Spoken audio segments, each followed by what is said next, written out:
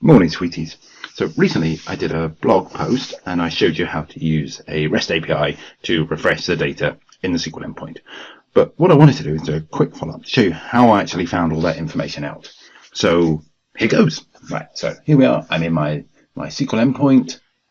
And then I'm using a feature or a tool of, in this case, Edge, but it will work with any browser you've got, whether you've got Chrome, whether you've got Netscape, Mozilla, Edge, Internet Explorer. There is these dev tools. So I can shortcut this by using control+shift+i. So control+shift+i, and I get this amazing little window up. And this tells me exactly what's going on in this window here.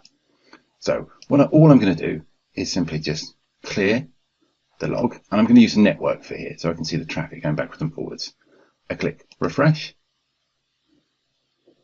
wait for it to do its thing, then I'm going to stop recording, and then this shows me what's going on behind the scenes.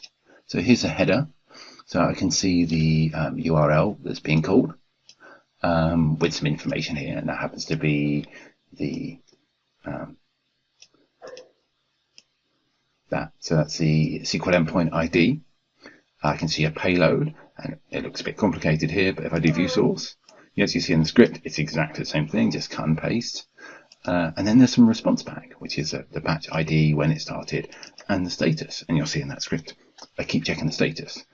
But then there's a second call, which is essentially just checking on the status. And so I can see the URL here, and actually, if you look at it very carefully, this is the SQL endpoint ID, and then the batch ID is actually added onto the end of it. And I can see what the response, nothing's coming back from that one. Yep, and so we're getting a response from here. We see it's in progress, it's working through. I can see it's still running through. I can see it's still running through. And then I can see that it's succeeded. And then this is all the information you get about other tables. And that's it. It's as simple as that. Control+shift+i, and then just have a little look at what's happening. All right, thanks for your time. Bye-bye.